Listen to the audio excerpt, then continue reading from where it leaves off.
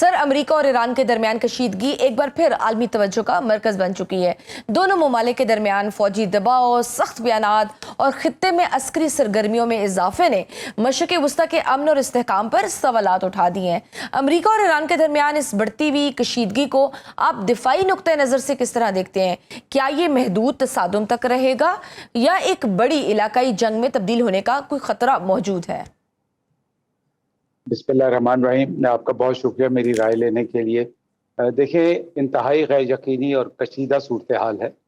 और एक बात याद रखिए कि मशरिक़ वस्ता में और ख़लीज की ये जो जंग है, खुसूसन और आम तौर पर इस बसात के मोहरे अभी तो ज़ाहिरी तौर पर वाशिंगटन और तेहरान है, लेकिन याद रखिए कि इस बसात के पीछे जो चालें हैं वो सहूनी सोच की हैं, वो इजराइल की हैं। और जिस इस खलीज की आग में जो जंग में आग का फैलाव है और जो प्रॉक्सी वॉर का तूफान मैं देख रहा हूँ, वो मैं आपकी बात से इत्तफाक करता हूँ कि ये कोई महदूद जंग नहीं होगी, बल्कि एक बहुत बड़ी इलाकाई जंग की तरफ बढ़ते हुए इक़दामात हैं जिनको किसी न किसी तरह से कोई सेंस प्रिवेल करेगी तो रुकेगी, वरना ये आलमी निज़ाम और आलमी सफारतकारी की तबाही की इंडिकेशंस हैं जिस पे हमें कॉग्निजेंट होना चाहिए। सही।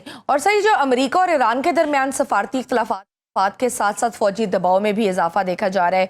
जंग बंदी के खात्मे और मजीद कार्रवाइयों की धमकियों के बाद खित्ते में सिक्योरिटी खदशात भी बढ़ गए हैं। सदर ट्रंप की जानिब से जंग बंदी खत्म करने और ईरान को मजीद फौजी कार्रवाई की धमकियों के बाद खित्ते की मजमूई सिक्योरिटी सूरत हाल कितनी खतरनाक हो चुकी हुई है? या आपको लगता है कि वाकई फिर ये जंग जिस तरह आप कह रहे हैं कि बढ़ चुकी हुई है, ये सिर्फ प्रेशर टैक्टिक्स नहीं है? देखिए, बात यह है कि ये जो जंग है इस पे जो इसराइल के ईंधन पर चलने वाली जंग है, इसराइल के मफादात का तहफ़्फ़ुज़ करने के लिए ट्रंप और उसकी कैबिनेट जो है वो मोटिवेट हुई और बदकिस्मती से गैर मंतकी, गैर अखलाकी और गैर असूली जंग पर गामजन हुई। अब ईरान इस वक्त अपनी बालादस्ती के मोड में आ चुका है। आपने प्रोफेसर पोपे को सुना होगा, उन्होंने ये कहा कि पहले तो ये सर्वाइवल की जंग थी, अब ईरान को ये तासुर मिल रहा है कि अब मेरी फौकियत इसी सूरत में है कि मैं अपनी बालादस्ती मेंटेन करूं। और एक और बात ये हुई कि ये जो जनाजे की सारी एक्टिविटी हुई, उसने कौमियत का जज्बा और ज़्यादा उजागर कर दिया। और IRGC जिसके रोल के ऊपर क्वेश्चंस उठ सकते हैं, जिसके कंडक्ट के ऊपर मेरी और आपकी राय में इख्तलाफ हो सकता है या दुनिया में उस पर बहस हो रही है, लेकिन ये बात सही है कि ये जो बका की जंग से बालादस्ती का सफर है, ये अमेरिका के लिए शायद वियतनाम बन सकता है। और ईरान अब उस एपिक फ्यूरी का बदला लेने के लिए क्या कर रहा है? अब ये मैंने एक प्रोग्राम में आपके साथ बात की थी कि जो अब मेजर फोकस है वो स्टेट ऑफ होमस है। रिजीम चेंज फेल हो गई, न्यूक्लियर बालादस्ती या न्यूक्लियर वेपन्स का डिस्पोजल फेल हो गया, सैंक्शंस किसी हद तक अभी इफेक्टिव है, लेकिन जो सबसे इंपॉर्टेंट टूल इस वक्त चल रहा है जिस पे बालादस्ती अमेरिका और ईरान दोनों चाह रहे हैं, वो अबनाए हुमस है। और जब तक अबनाए हुमस के ऊपर डिसीजन नहीं होता, ये जंग खतरनाक से खतरनाक होती जाएगी। लेकिन जो सबसे बड़ा मसला है, जो दुनिया बहरान की तरफ जा रही है, जो दुनिया बहरान का सामना करेगी, पनागज़ीनों के बहरान पे अभी तक हमने बात नहीं की, जो कोलैप्स ऑफ ग्लोबल ऑर्डर है उस पर अभी तक हमने बात नहीं की, जो आसपास के खलीजी ममालिक हैं, जो प्रॉक्सी वॉर का तूफान आने वाला है और दुनिया की मईशत पर जो इसके इम्पैक्ट आएंगे, वो अभी हम उस तरह से नहीं देख पा रहे।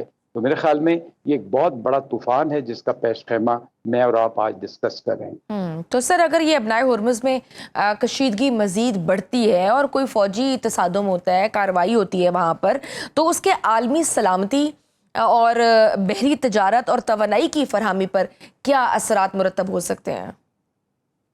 देखिए, आलमी मंजरनामा तो तब्दील हो रहा है, जिसके ऊपर इक्तिसादी, मुईशी और अस्करी असरात आ रहे हैं और आ चुके हैं। सबसे पहले हमारे जैसे मुल्कों के लिए एक बहुत लम्हा फिक्रिया है। हमारे जैसे मुल्कों के साथ साथ अगर आपने आज गौर किया होगा या कल की आपने डेवलपमेंट देखी होंगी, जो ईरान की तरफ से स्टेटमेंट्स आ रही हैं, और अगर होती अपना दायरा असर इसको फैलाते हैं, तो ये सिर्फ एक्सपोर्ट ऑफ ऑयल या LNG तक नहीं रहेगी, बल्कि जो नेटो और यूरोप के ममालिक और जो सऊदी अरब की खास तौर पर एक्सपोर्ट है बाबुल मंदब की तरफ, उसके ऊपर गहरे असरात आएंगे। अब दैट मीन्स कि यहाँ से लेके अप टू बाबुल मंदब अगर ये सारा बहरान फैलता है तो आलमी मंजरनामा तो एक इक्तिसादी बहरान में आ जाएगा। मैं तो कह रहा था कि आलमी निज़ाम और सफारतकारी की तबाही है। मेरे ख्याल में आपने बहुत सही इंडिकेशन की। ये तो मुआशी और इक्तिसादी तबाही की तरफ हम बढ़ रहे हैं। कब तक पहले हम यूक्रेन की जंग के असरात से निपट रहे थे, अब देखना क्या है? देखना यह है कि अगर अमेरिका ये समझता है कि वो ईरान को दबा सकेगा तो मेरे ख्याल में अब अमेरिका की उम्मीदों पर पानी फिर जाना चाहिए। वो जो पायदार अमन है उस पर दुनिया की उम्मीदों पर पानी फिर चुका है।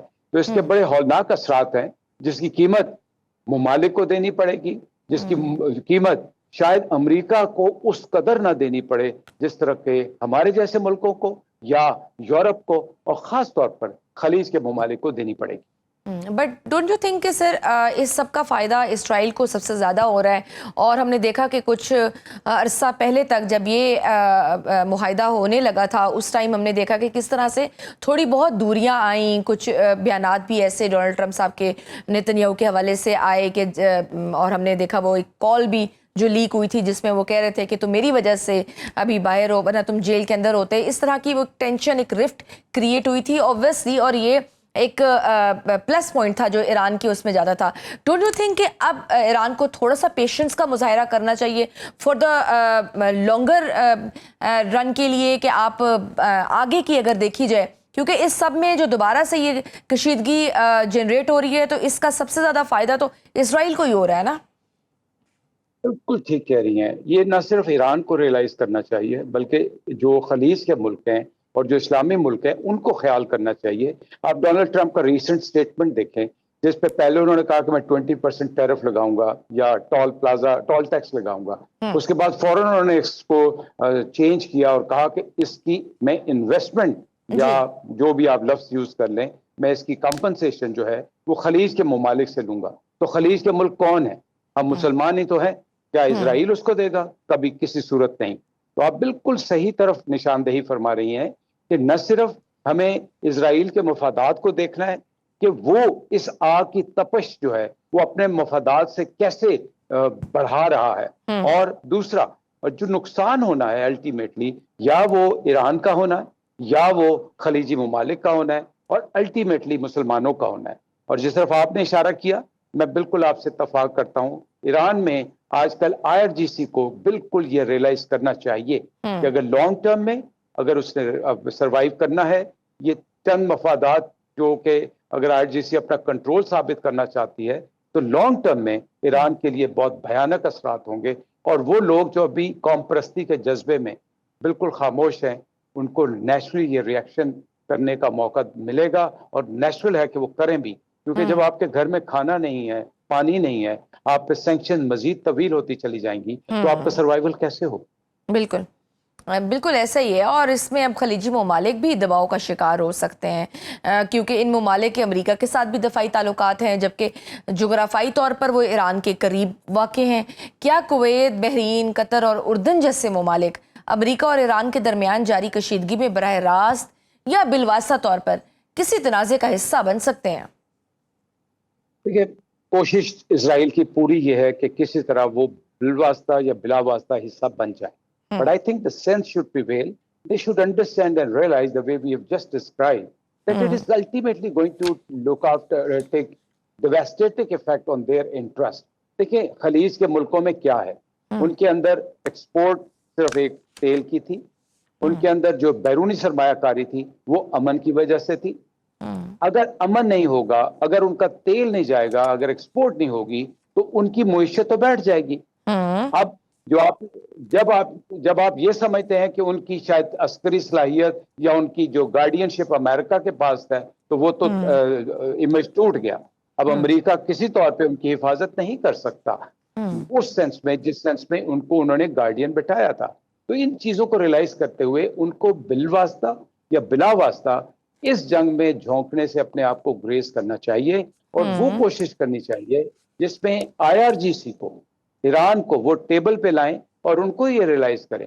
अब उसमें फिर वही जो स्टेटमेंट आज आ रही है कि दुनिया अब शायद एक चौथी आलमी ताकत का रूप देख रही है जिसका पॉसिबली لینڈ مارک جو ہے وہ ایران ہوگا. تو یہ وہ ریلائز کرنے کی چیزیں ہیں جس میں مسلمانوں کو خلیج کے ممالک کو توجہ دینی ہے کہ کیا اس میں ان کی گین ہے یا نقصان.